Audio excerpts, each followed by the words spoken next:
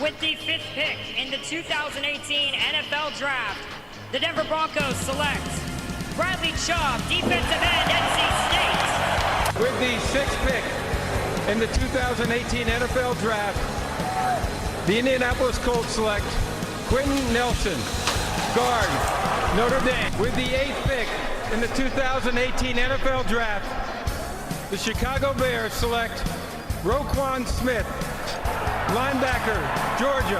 With the 11th pick in the 2018 NFL Draft, the Miami Dolphins select Minkah Fitzpatrick, defensive back, Alabama.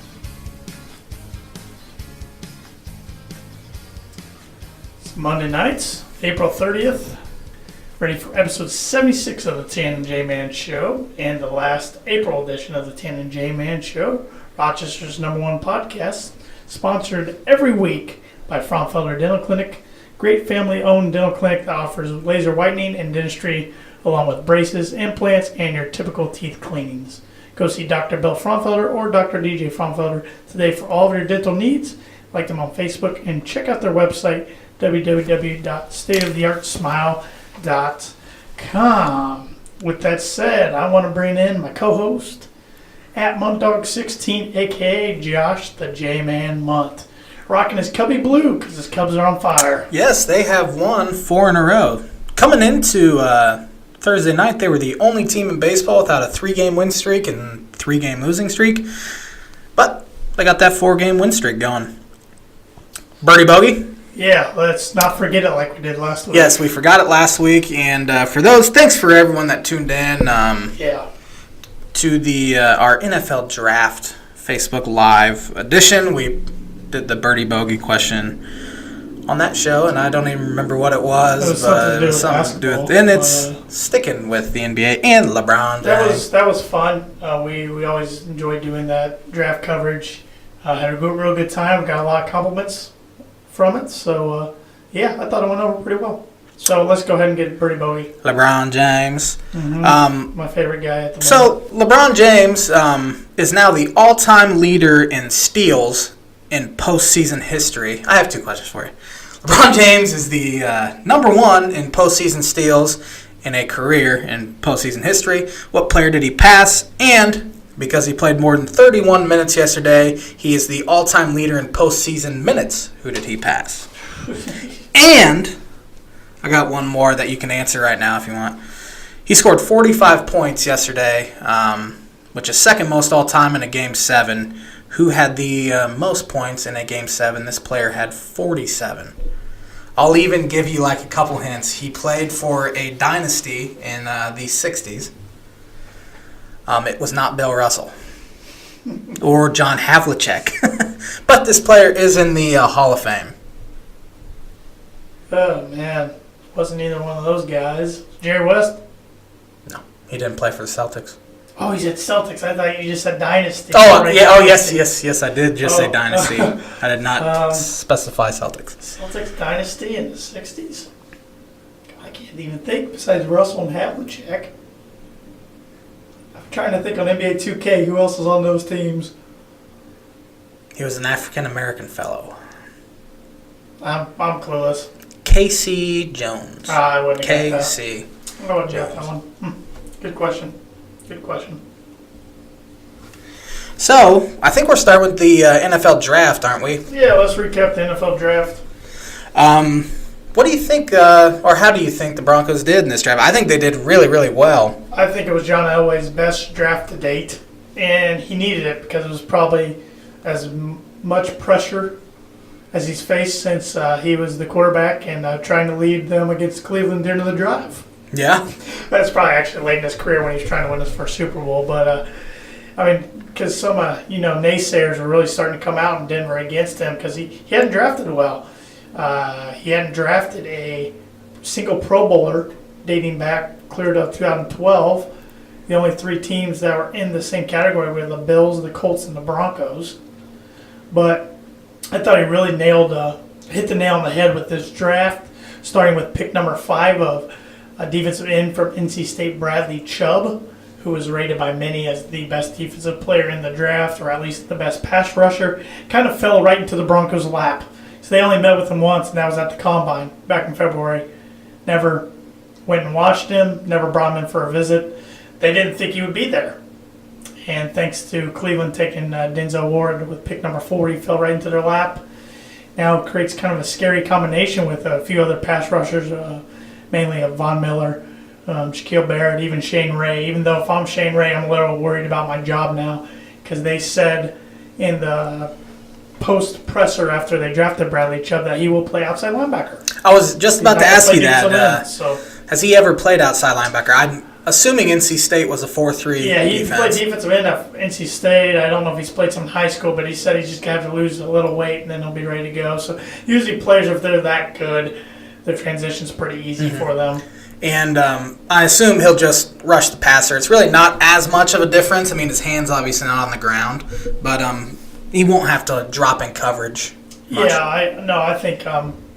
I think he'll be fine. Like I said, I was really, really thrilled. I'm thrilled most of the time when the Broncos draft somebody in round 1, a.k.a. Paxton Lynch 2 years ago, but I wasn't so thrilled with Bulls last year. But I'm really excited about this kid. He was my third on my top 5 wish list, so I'm pretty pleased with that. In the second round, pick 40, they got a big raw wide receiver in Cortland Sutton from SMU, joining another SMU alum in Emmanuel Sanders. So that gives the Broncos a legit third target.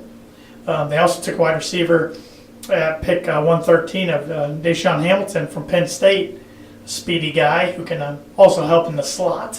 So they added some weapons on offense. They got Royce Freeman at pick number 71, who some people think he might be able to battle Devontae Booker for the starting running back job. They grabbed a safety from Boston College in the third round. I think he plays safety and corner, actually. Then they got Josie Jewell from Iowa in the 4th. I really like him. He was Defensive Player of the Year in the Big Ten. I love his name. They also got,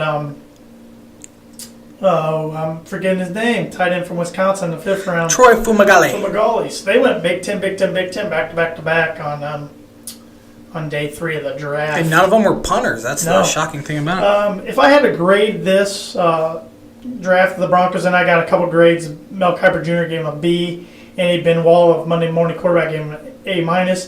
Pete Prisco of CBS Sports gave him a B. Chad Reuter of NFL.com gave him A. I would give them a B+. And the only reason I'm not giving them an A- range is I thought they waited too long to address offensive line, which they got Sam Jones out of Arizona State in the 6th round, which he might be able to come in and compete right away for playing time at guard. But that was the only thing I didn't like. And I didn't like them getting another running back in David Williams from Arkansas in the 7th pick. Because then right after the draft, they go and pick up running back from Colorado, Philip Lindsay, who's a lot of people think he's got a chance to make the team, even because he'll get a chance at a returner. But if you're going to do that, why not just draft him in the 7th round and kind of forget David Williams? But picked up a couple running backs, a couple wide receivers. They addressed a lot of offensive needs. And I'm going to talk more about this tomorrow night. I'm recording in another podcast. This is a post-draft podcast for Orange Weekly for the Denver Broncos. So I'll talk more in depth about this, but I think one guy who can breathe a sigh of relief is Case Keenum. Yes. Were you surprised they did not take a quarterback sometime I was in shocked. the I was shocked. Paxton Lynch can breathe. Yeah, I mean, it's all hypothetical now, but had the Browns drafted Bradley Chubb, could Denver have taken a quarterback at 5, or would they have traded down? I think they were going to trade down. down. I think trade down. I think the 2 quarterbacks they like were Mayfield and Darnold. And they like Chubb, and they like Saquon. I think those were the guys. Maybe they draft the Ward at 5, but I think they would have traded down. Trade was in place with Buffalo until Chubb was available, and they pulled it off. So, yep. So I think Keenum's breathing sigh of relief. Paxton Lynch and even Chad Kelly, because John Elway said yesterday Chad Kelly will compete against Paxton Lynch for the backup job. And as a guy who's a 7th round pick in the last pick of the draft, Mr. Irrelevant, that's all you can ask for. Give him a chance. So it could be interesting come training camp time. So, Yep. How about the fish? I see a lot of national analysts didn't grade them very well. I saw one that had him as a B+. I forget who it was. Grades are so They are stupid at this point. Nobody. They're all. I know the only reason Kuiper graded him down, I think he had him as C+ because they didn't take a quarterback, which I think is kind of dumb. He loved their first 3 picks, but the fact they didn't take a quarterback kind of knocked him down. Which whatever. I'm glad they're rolling with Tannehill because likely the quarterback wouldn't have started this year at all anyway, and they have Brock Osweiler. So what are you going to do? You're going to keep 3 quarterbacks on the roster, or are you going to release Brock Osweiler and have an unproven backup? But I thought they did pretty good. They really needed to get more athletic. They had a ton of needs, especially on defense. Minka Fitzpatrick doesn't necessarily fit a need. He's kind of a tweener, and that's kind of why he fell to 11, I believe. It's because he's too small to really be a true kind of safety, and too not fast enough to be a cornerback, but he's a really good football player, and he fits the culture Adam Gase is trying to build so well. He's a great culture guy. He's a winner, obviously, playing at Alabama. He's a really good football player, and he'll play a ton of snaps on the defense. They can play him everywhere. He's really versatile. And then in the second round, the only tight end on their roster that has any experience is Marquise Gray, who played quarterback at Minnesota and has he's an Indianapolis boy. Has maybe 10 or 12 catches in his career, so that was a huge need. So they took Mike Gesicki in the second round out of Penn State. He's not going to block a soul, but neither does Jimmy Graham or Dallas Clark. Didn't block anyone. He's a guy that can stupid athletic. Ran a 4.54 40-yard dash at the combine. Can jump out of the gym. I mean, after the Dolphins picked him, they showed obviously his football highlights, but then showed his high school basketball highlights. And he's just dunking on fools out there. He's 6'5", 250, huge red zone target. I mean, I remember him at Penn State just jumping over people to catch the ball. Good route runner, fit a huge need. And then the third round took really athletic linebacker out of Ohio State, Jerome Baker.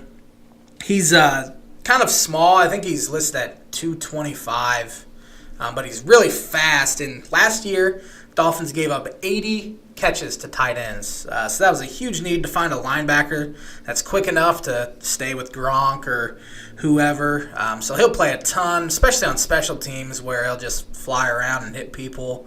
So huge need there. Then in the fourth round, they doubled down on tight end, took his last name is Smythe, I believe, out of Notre Dame.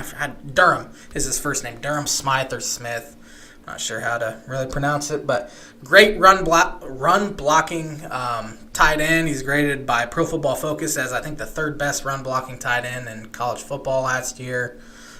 So he's kind of the anti-Mike Gesicki to where they can keep him on the line and just block people when they're running. Then they picked up some depth pieces in running back Kalen Ballage, who I'm pretty excited about. He's kind of a guy that he played a lot at Arizona State, but was never like their focus or featured running back. He actually has the NCAA record for touchdowns in a game, set it in 2016 against Texas Tech. He scored 8 touchdowns. Catches the ball really well out of the backfield. He's big, 6'2", 228. It's just all about consistency with him, and it's a worthy flyer in the fourth round. Sixth round, they took a cornerback out of Southern Miss. I do not remember his name. He'll probably be a practice squad guy. And in the seventh round, took a linebacker out of Ohio, likely be a special teamer, and then a kicker out of New Mexico. Like you said, he better make the team. He better make the team. If you're drafting a kicker, that player better make the team or it's wasted. Yep. And they brought in an undrafted rookie kicker to compete, so it's going to be 2 rookies competing against each other, which scares me to death because kicker's pretty important. Yeah, no, it definitely is. How about the other 2 teams, the local teams that we talked about? How do you think the Colts and Bears did in the draft? I thought the Bears had one of the best drafts. Roquan Smith was my favorite player in the draft, besides maybe Saquon Barkley. I was really hoping he'd fall to 11, but I knew he wouldn't.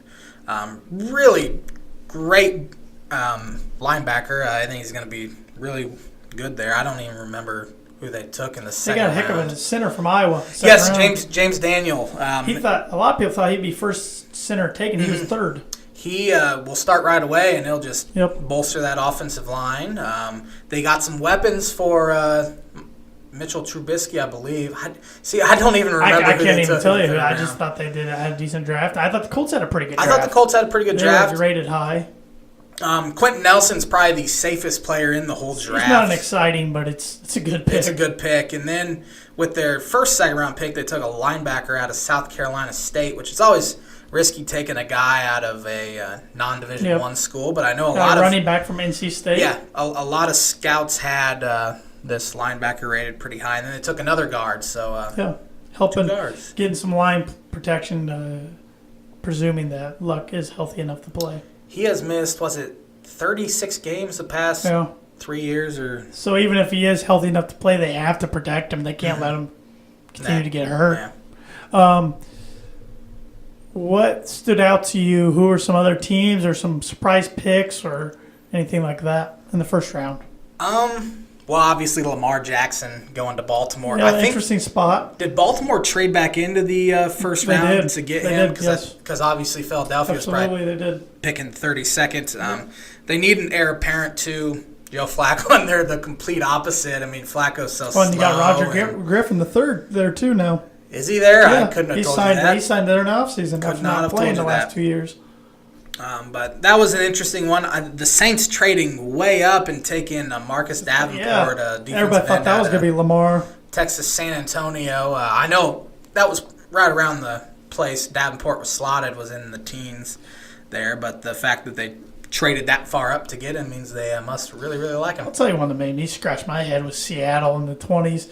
Yes. Instead of getting somebody to help protect Russell Wilson because he runs for his life, they go running back. They were a guy they could easily get in the second round. Just kind of like Denver that needed a lot of offensive line help and didn't take any until really late. Rashad Penny, they could have gotten him in the second round, maybe even third.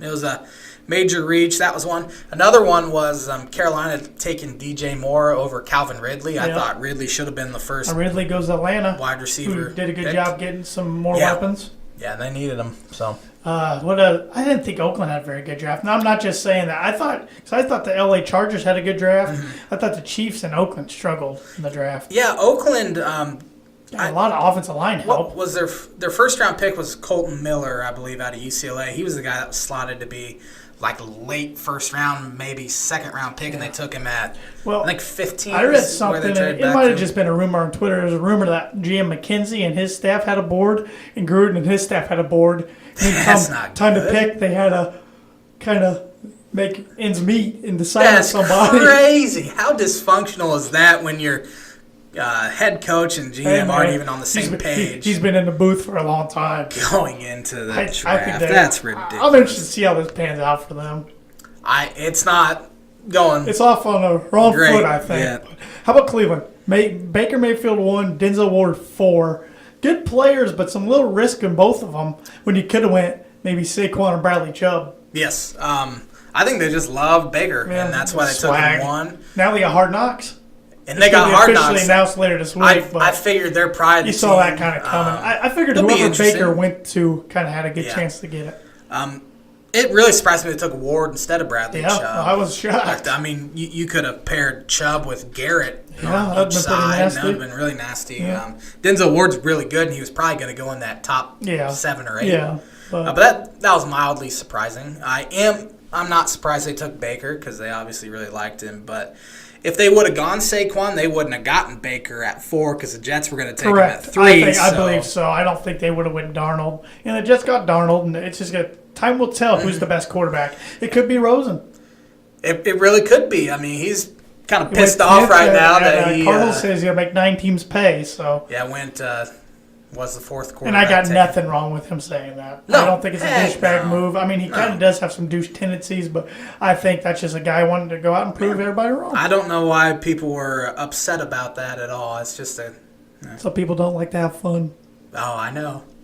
So, Purdue kept their draft streak alive, going back to 97, where they at least get one guy drafted. Juwan Bentley drafted 5th round by the Patriots. He was the only one? Only one, yep. Danny Etling doesn't really count. No, Danny Etling, first pick of the 7th round. Shocked he got drafted. I was too. Yeah. That's a total Patriots move to draft both Bentley that high and take a Danny Etling. Yeah, so it was just funny. Purdue retweeted, I think it was the Patriots video of Belichick and Kraft talking on the phone to Juwan. It makes my skin crawl. Really? I just hate it. They're so boring and just. Yeah. But No, he'll probably turn into a really good player. Last time they had a linebacker from Purdue, even though they didn't draft him because he drafted by. Did the Dolphins? No, I don't think the Dolphins. I think the Saints picked him up as an undrafted free agent. Rob Ninkovich. Ninkovich played. He turned with out the just fish fine. And Roosevelt Colvin was linebacker on the Patriots from Purdue. So. You were drafted by the Jacksonville Jaguars. I was. I gotta get sixth round. Yeah, I gotta go start tossing the ball in the backyard, getting the arm loose. Gotta go beat out Bortles. Make Smitty happy. Yeah, honestly, Tanner Lee might be able to beat out Bortles because Bortles sucks. Oh man. I can actually wait a little while. Did any Illini get drafted or picked up for undrafted free agents? Last time I saw, they had 2 undrafted free agents. The first one was James Crawford. He's a defensive end. He signed with the Ravens. And Christian DeLorio, offensive lineman, signed with the Browns. It was great what Tim Beckman left that program. Timmy B. 3 of the last 5 drafts, Illinois hasn't had a player drafted. He did such a great job bringing in talent to that Timmy program. B. Purdue actually had quite a few guys picked up undrafted free agents. Anthony Mahangu, or Frenchie, and Danny Chiwuku both went to the Eagles.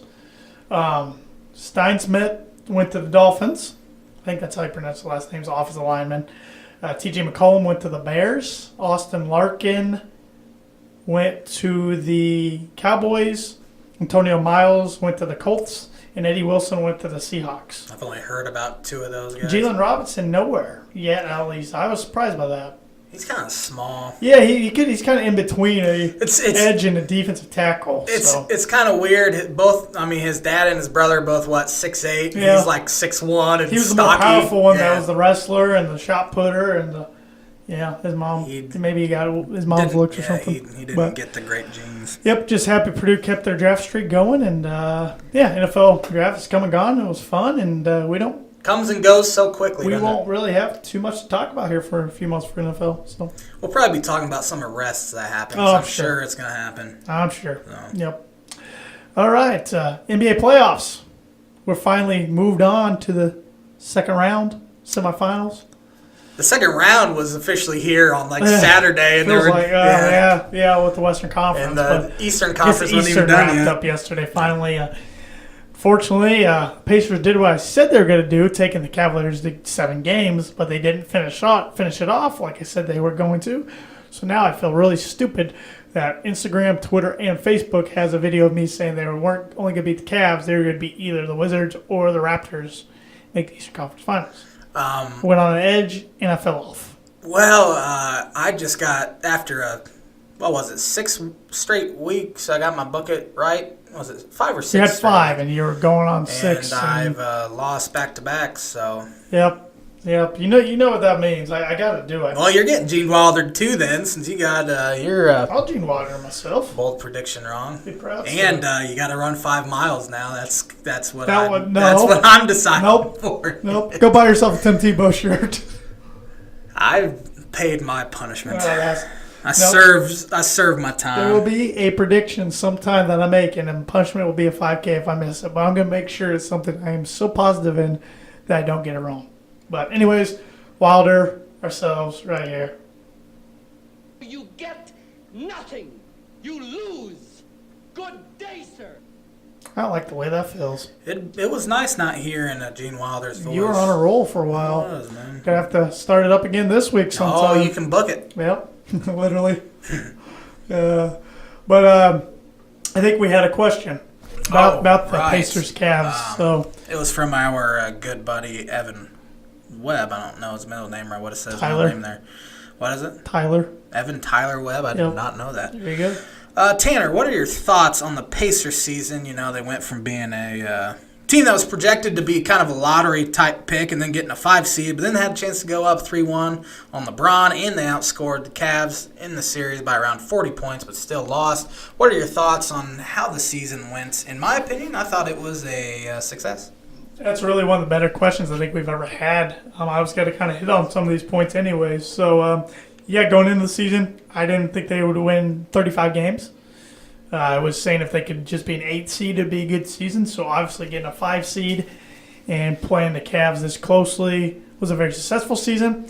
But you got to be left as a Pacer fan with a bitter taste in your mouth because, like Evan said, up 2-1, had a really good chance to get up 3-1. Even had tons of chances yesterday in Game 7 where they lost by 4 points. They just kept shooting themselves on the foot, always getting down big time by double digits, having to crawl back, and they just couldn't make enough plays in the end. I think they're in a good place going forward.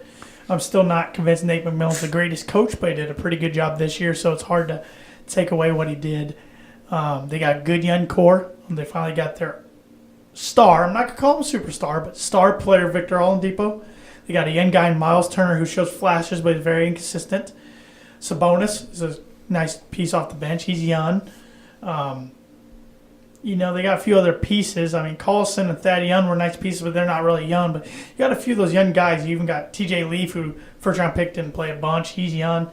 So they got some young pieces to work with. They got a bunch of money to spend if they want to in free agency. But will players want to come to Indianapolis? It never happens, ever. Is Paul George going to come back?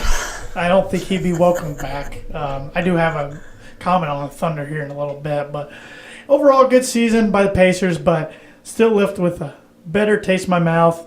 The thorn in the side that is LeBron, the King James, because he just, like he did in Miami, just knocks the Pacers out. He knocks everybody out. He got some help yesterday. He had some jumpers fall from Love and JR and Corver, but I don't think he has enough help to get him past the next round against Toronto. Tristan Thompson had played He was huge 23 yesterday. minutes or 27 minutes the whole series, and he had yesterday. a double-double, including a huge block late. Even George Hill, who had missed the 3 games prior with back injury, set out the first half yesterday. He was huge in the third quarter. Other guys like Calderon and Clarkson in other games were big, but Calderon didn't play yesterday. Clarkson couldn't make a shot. Rodney Hood hasn't been very good, has No. So Kevin Love wasn't until yesterday. So, Pacers definitely had their chances. It was very frustrating. Bogey, after his 30-point performance in Game 3, couldn't really make a shot the rest of the series. They did get good Lance Stevenson for a majority of the series. Got to think he'll be back next year as a key piece. So he? He only played 12 minutes yesterday. Got a few fouls. He got one of the worst flagrant technical fouls I've ever seen in my life. I about shut the game off in the first quarter because he literally barely tapped LeBron in the head. And since it was contact after a layup, they called it technical, and I about shut it off. I tweeted about it. So. LeBron have to be carted off. He acted like he checked to see if he was bleeding. Yeah. So for as big a guy as he is, I've never seen anybody fall down like that. Play of that game I saw was when I think it was Bogdanovich kind of nudged LeBron a little bit. Yeah. LeBron flew back like he was shot by a freaking shotgun. Yep. Pacers lost by 4, and the funny thing was Oladipo hit a last-second 3 to make it 4. The line was 5 and 5.5. Backdoor cover, man. In Gotta love Vegas, so it happens all the time. But good season for the Pacers, but left wanting more. Like it seems like you are always every year. New year, same story. I just don't think I'm ever going to see the Pacers win a championship. Maybe, but a lot of things have to change. They have to get a superstar. It's going to have to happen. Not a star, a superstar eventually. It's going to have to happen through the draft. So they're never going to get a big one to come. And the only way you do that is if you suck for years. Yep. And kind of like I always look at like a team like the Denver Nuggets, who I compare a lot to the Pacers. They had one for a while because they sucked and drafted Carmelo third. He was a superstar for a while. But speaking of the Thunder, I want to hit on Paul George a little bit. He's now free agent, will be. But he says he wants to be back in OKC.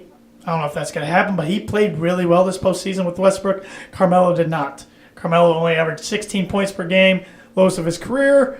Says that the Thunder didn't make him a piece of what they're trying to do or didn't make him a fit. But interesting thing is he's got a player option next year for $28 million. He ain't turning that down. Of course down. He's taking it because if he turns it down, he won't get more than 7 out on the market. No. He's getting old, but he said sitting on the bench is not an option. He will not sit on the bench.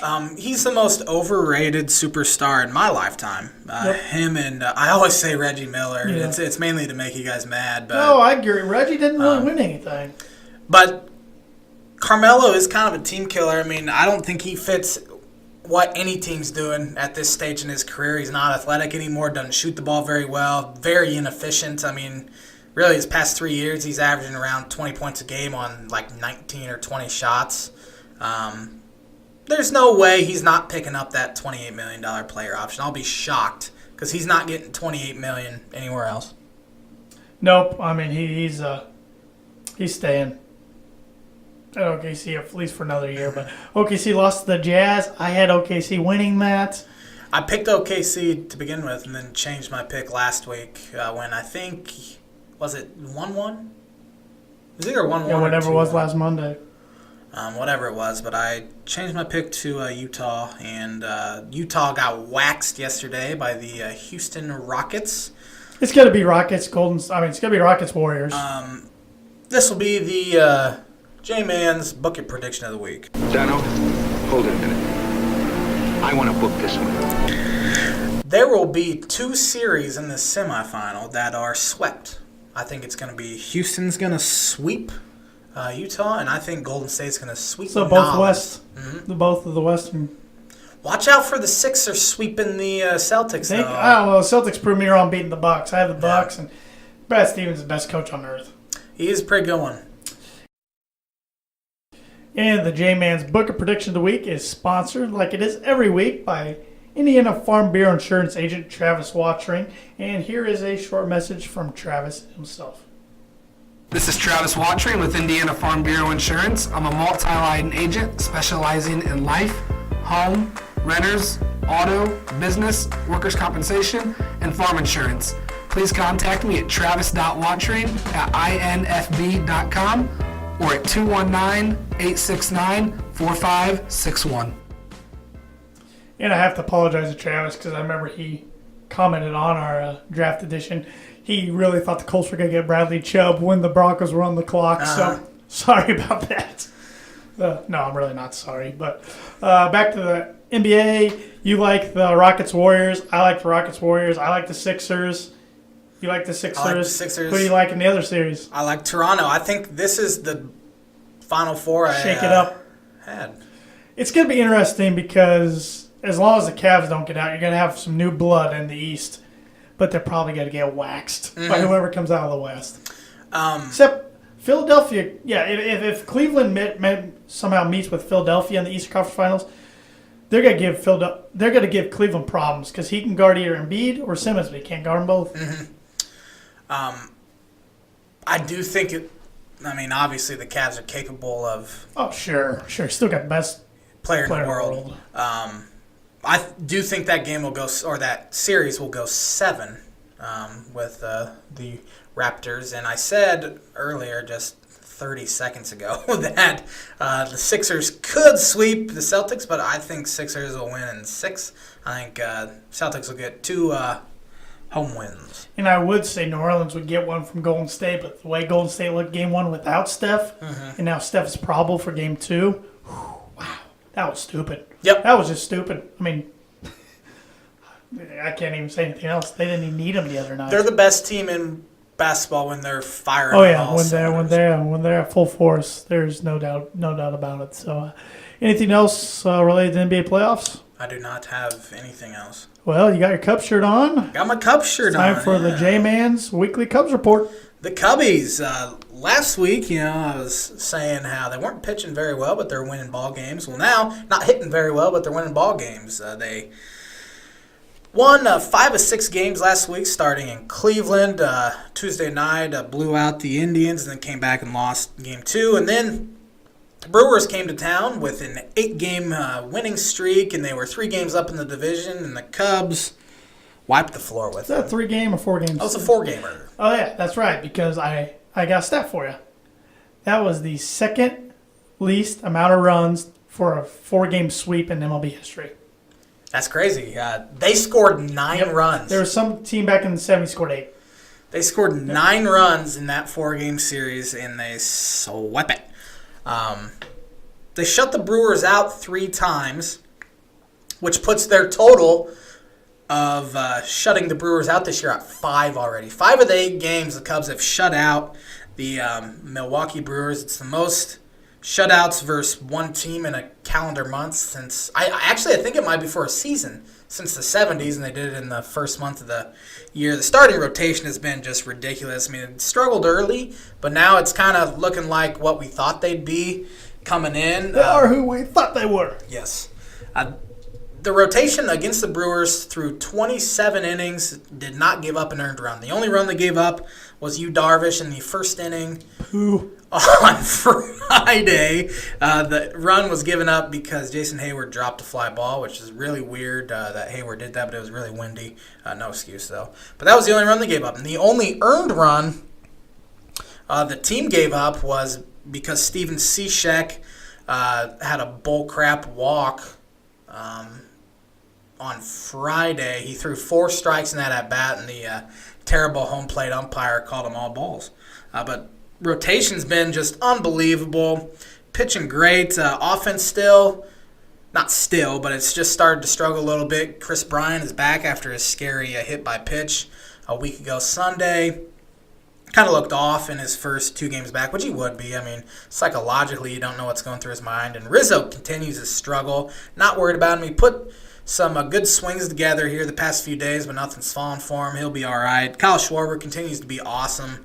Hit 3 homers this week, including a game winner in the 6th inning on Thursday night in a 1-0 ball game. They're playing great defense. Tyler Chatwood was awesome yesterday.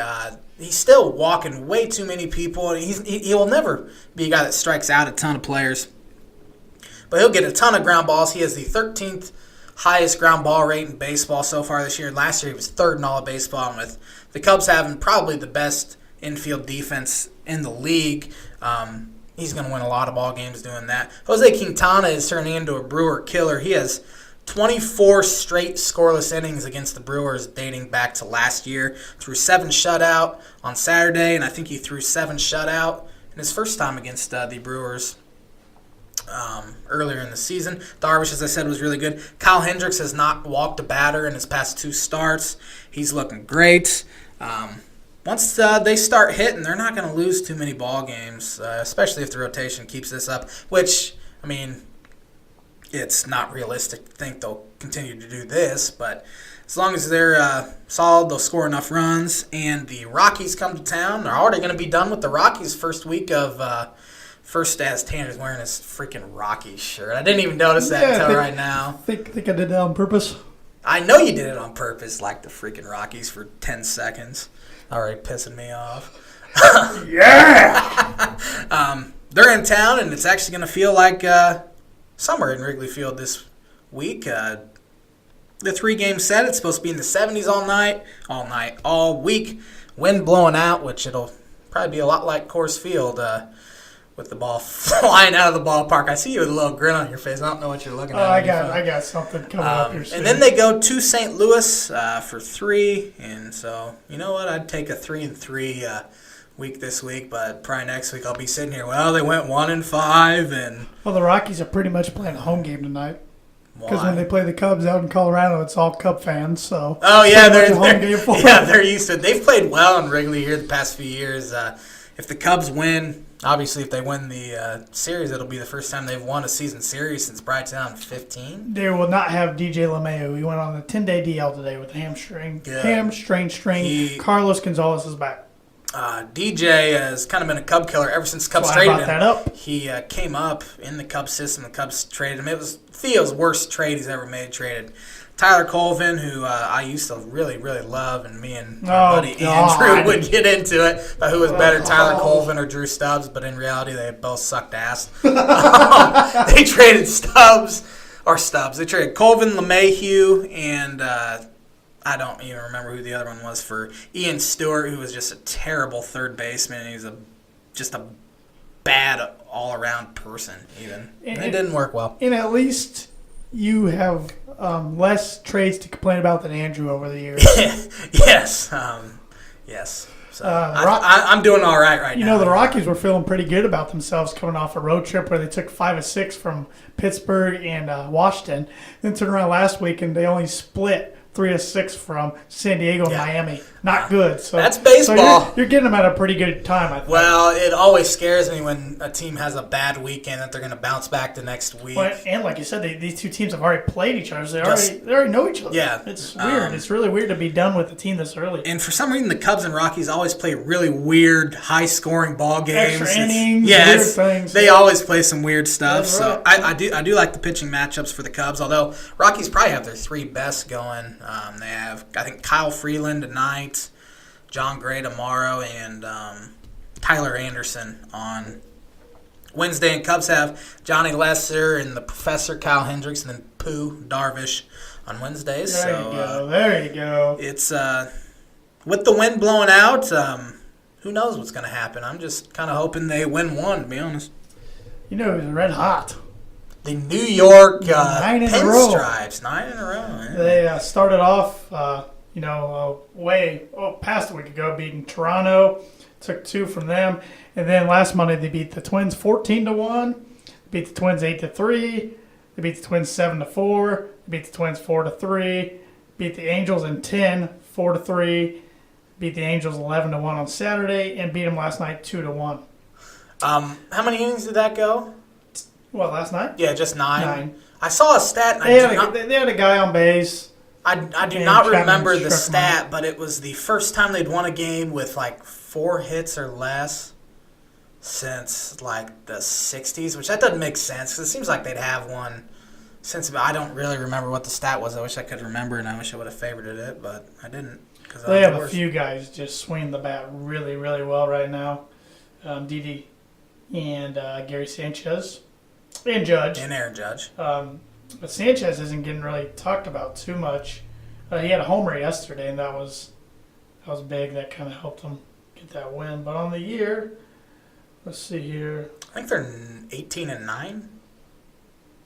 Yes, they are.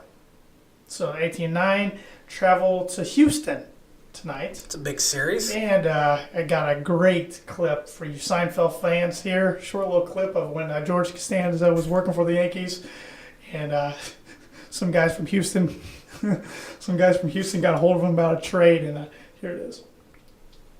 When's that bastard coming to Houston? Hey, Zeke wants to know when you Yankee bastards are coming to Houston. You tell that son of a bitch no Yankee is ever coming to Houston.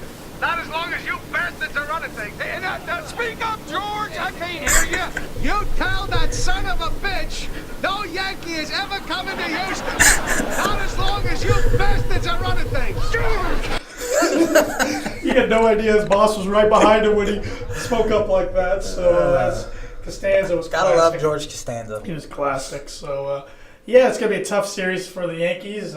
But Houston's 19-10, and Boston even is almost. The Yankees have almost caught Boston now record-wise. So A 9-game winning streak helps you catch up in a division. definitely does not hurt. That's a 4-gamer, and then they host Cleveland for a 3-game. It's a big week. hosted. And the Rockies are on the road at Chicago and then at New York Mets. this Big week weekend. for them, Yeah. too. The Mets are starting to fall a little bit, too. Yes, they have not played as well. You know, two teams that I think need to be on high alert right now that everybody thought was going to be pretty good. The Washington Nationals and the LA Dodgers. The Dodgers, yes, I believe they have a 4-game series with the Diamondbacks this week. If they get swept, they're 11 games out. Yeah. That's going to be tough to Yeah, overcome. I know it. What the heck? They're not playing well. I mean, they lost Justin Turner in spring training, but one guy shouldn't really No, shouldn't. I mean, do it. Now, for the Nationals, that's more of a weird one. Yeah. I mean, they're in a they division do where have a new manager. yeah, they're in the division where they can turn it on Yeah, and win it. And yeah. I still would pick them to win Yeah, it today. I would too, but Um, you got to get it going. They have to get it going. The Phillies are kind of an upstart. I don't think anyone's really taking them seriously. Kind of like the Pirates I right am 'cause now. I'm picking for the red or the wild card. Yes, you are. The Braves, too, which I don't think anyone's taking them seriously. I do think people are taking the Mets seriously, but I think Nationals will win that division. The Diamondbacks are probably the best team in the National League right now. They have not lost a series this year. They've won 9 straight series. I would say You had them at the wild card, right? I did. I did not. Right now, the Cubs are probably the second best team in the National League. Just because, they're in second place. They're half game behind Pittsburgh. But as I said, I don't think people are taking Pittsburgh too seriously. And obviously, power rankings are the dumbest thing ever. But I saw ESPN's power rankings had the Cardinals ahead of them today, even though the Cardinals just got swept by Pirates, which that was dumb. But I was surprised the Reds weren't last. Royals. Oh, yes. I was going to bring up the Royals. Royals are the worst team in baseball. They're far worse. That division sucks. Yes, it really does. Cleveland's got, 2-game record over 500? And there are three teams in that division that are on pace for 97 losses. It's ridiculous. Tigers are really bad. White Sox, I was actually going to talk about the White Sox. They're not good. They have a really, really good second baseman, Yoan Moncada. He has an OPS of around 900, which is really good. He can really hit. He's only, I think, 22 or 23. He's going to be a really good one. But White Sox aren't good. Twins just had an 8-game losing streak, and they're not good. Tigers are really bad. They're old, just not very good. Cleveland, I think, is a good team. They'll run away with that division. It's the worst division in baseball. So. Yep. Yepers. Can't disagree with you. Got anything else? I don't have anything baseball related or anything else related, really. I don't think I have anything Besides else. Birdie Bogey, we're not going to forget to do that this No, week. I would have forgot again, but I've been checking Twitter. It's supposedly Romeo Langford's supposed to decide, but I haven't seen anything yet. So I don't know what time his decision is. It's 5:58 right now when we're recording this. 6. So it's probably 6 right when we're going to wrap this thing up. I'll go on the record before he announces and say I think it's going to be Indiana. I do as well. I'd be shocked, especially since he's announcing in front of the public. I don't think that has anything to do with it. I do. I think he would have done it privately because honestly, if I the was... public doesn't give a shit if he goes to Vanderbilt or Kansas. Well, they'll rejoice if he goes IU. He's the biggest thing in the NFC since Damon Bailey. But, he wants to bring the public out because, it's kind of a celebration of him regardless of where it goes. People who have kind of watched him grow up throughout the school system. We would hope so, but... all that, people are just idiots, especially down in southern Indiana, a bunch of hillbillies. Yeah, so either way, wherever he goes, I think if he's everything he's supposed to be, he'll be a one and done. Yes. But you never know. Never know. So, all right, give me Birdie Bogey one more time, and we'll wrap episode 76 up. And get out of here. LeBron James became the all-time steals leader in postseason history. Who did he pass? And he became the all-time postseason minutes leader. Who did he pass? Both of these players have played within the past 20 years. Ooh, 20. So that's back players. to 98. Yes. Man. Steals first. Steals. Both of them are Hall of Famers. I figured that much, but steals. Who played in a lot of playoff games and got a lot of steals? Jordan? No. Same team, though. Pippen? Yep, Pippen. Really? Scottie Pippen. All right, let's see if I can get a par out of this. Who did he pass minute-wise? Kobe Bryant. No. Oh, he's not a Hall of Famer yet. Well, this player's not either, but... Shaq? No. Big guy, though. Played a lot of playoff games. Tim Duncan. Won a lot. I knew that. Timmy What an idiot. I deserve a double bogey. Timmy! Oh, I'm mad. Sorry for blowing your ears out. Timmy. Why don't you wrap this up? I'm too mad to talk. That was the 76th episode of the Tan and J-Man Show, streaming on SoundCloud, iTunes, TuneIn Radio, sponsored as always by Fraunfelter Dental Clinic and the J-Man's Book Prediction of the Week, always sponsored by Indiana Farm Bureau insurance agent Travis Watring. Check out our website, thetannandjmanshow.com. Hope you guys all have a great weekend. Twitter, Facebook, our Twitter Instagram, is YouTube.